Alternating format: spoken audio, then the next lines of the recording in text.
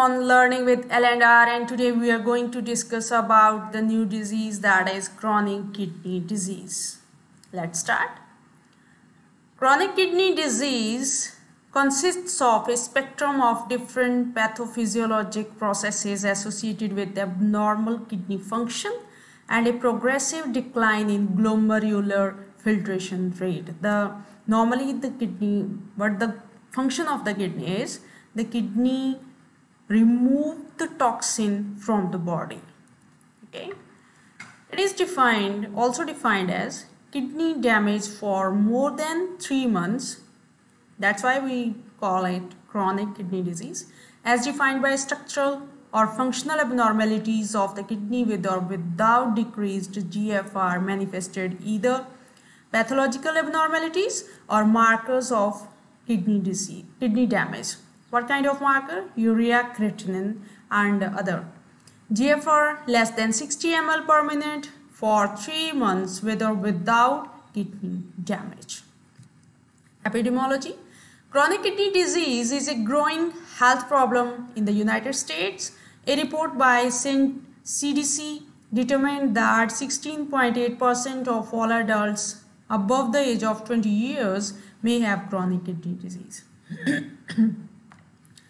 According to the incidences, 200 cases out of 1 million people in US suffering from chronic kidney disease. What kind of risk factors are there? Diabetes mellitus, hypertension, autoimmune disease, older age, a family history of renal disease, a previous episode of acute renal failure, structural abnormalities of the urinary tract. Then the next is causes of chronic kidney disease. Primary glomerular diseases, glomerular nephritis, IgA nephritis, pyelonephritis may be the cause of chronic kidney disease. Systemic disease, diabetes mellitus, hypertension, post-infectious glomerular nephritis, SLE, hereditary nephropathies, hereditary nephritis and polycystic kidney disease. These all are caused chronic kidney disease. Vascular causes, large vessel disease such as bilateral renal artery stenosis and small vessel comes under ischemic nephropathy and vasculitis. Obstructive causes may be bilateral kidney stones, disease of the prostate, urinary system tumors, vesico-urethral reflux.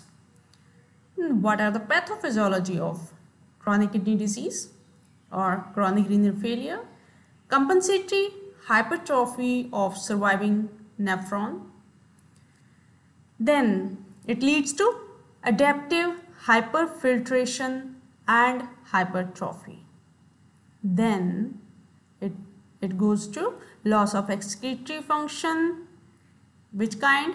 Decreased potassium, sodium, nitrogenous waste excretion and loss of non-excretory renal function such as failure to produce erythropoietin.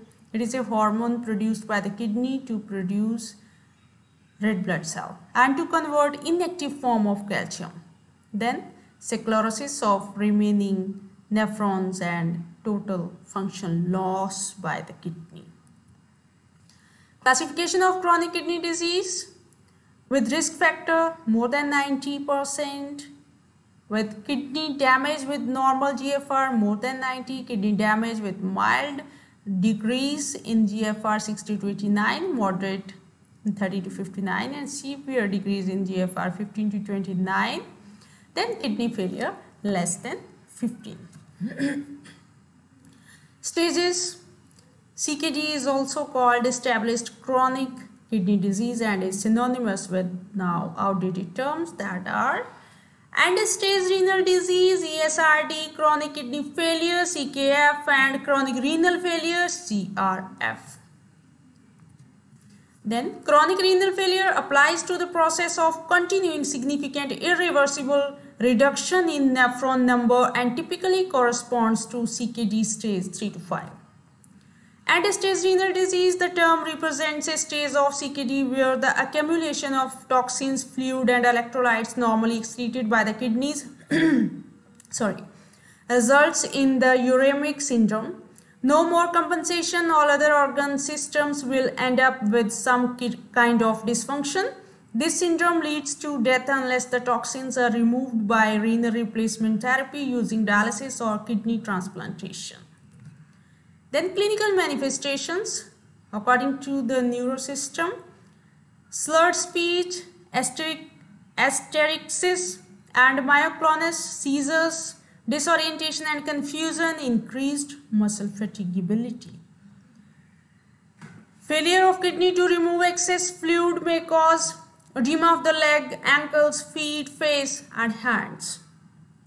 Shortness of breath due to extra fluid on the lungs, hypertension or congestive cardiac or heart failure. Metabolic changes: an increase in serum creatinine or blood urea nitrogen, high level of urea in the blood which can result in vomiting, diarrhea which may lead to dehydration, weight loss, nocturnal urination, more urination passed during the night, azotemia and ultimately uremia. Azotemia means when urea or creatinine, the level of urea creatinine increase and our kidney not able to excrete out the extra toxin. Then metabolic changes: proteinuria, hyperphosphatemia. Metabolic changes also: hyperkalemia may cause abnormal heart rhythm, metabolic acidosis due to accumulation of sulfates, phosphates, uric acid, etc. Hematological changes: erythropoietin, this is the hormone and produced by the kidney to increase the production of red blood cell.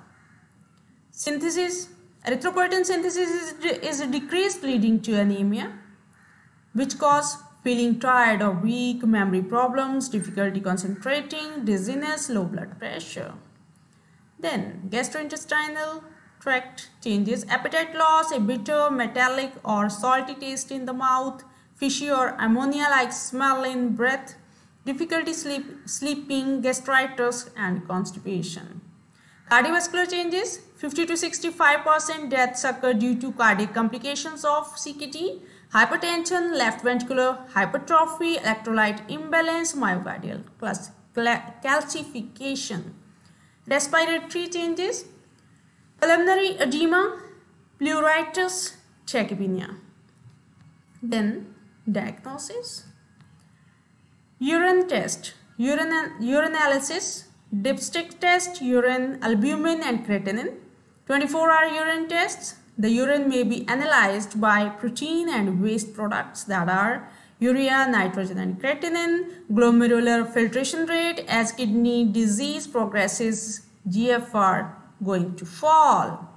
Diagnosis: blood test, creatinine and urea in the blood, electrolyte levels and acid-base balance, blood cell counts, erythropoietin. Other tests for investigation: abdominal ultrasound. Kidneys with CKD are usually smaller, less than 9 cm than normal kidneys. Renal biopsy, abdominal CT scan, abdominal MRI and renal scan. Management.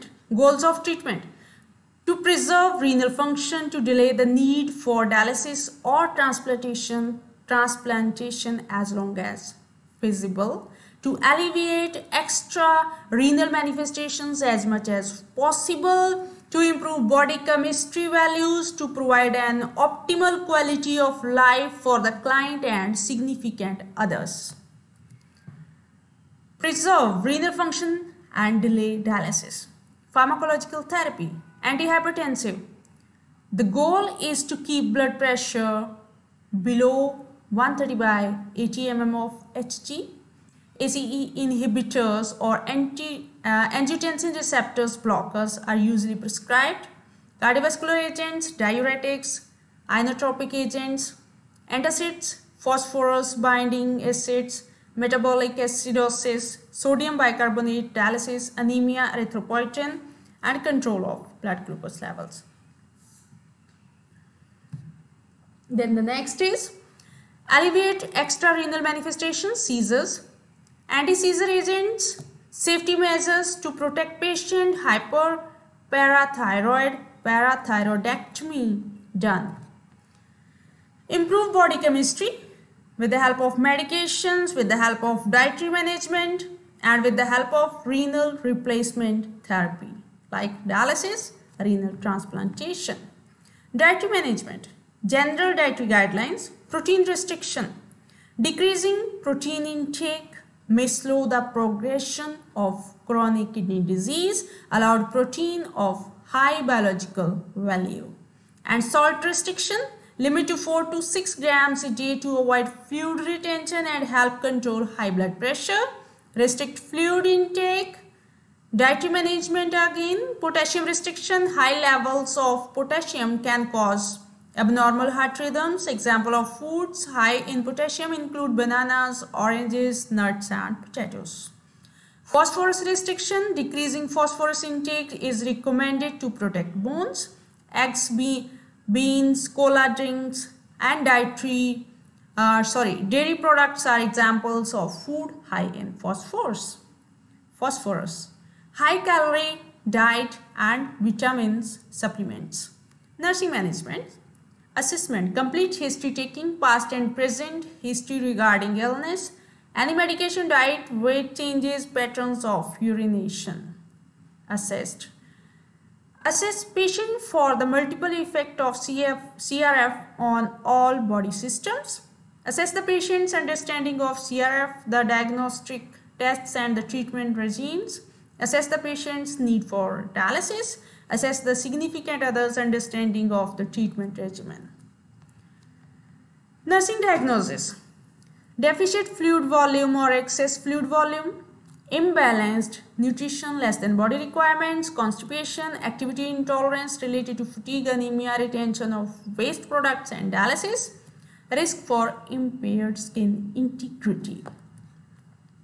Risk for infection, risk for injury, risk for compromised family and ineffective individual coping, risk for ineffective family and individual therapeutic regime management, disturbed self-esteem related to dependency, role, change in body images and change in sexual function. I hope you have clear with this. Thank you very much.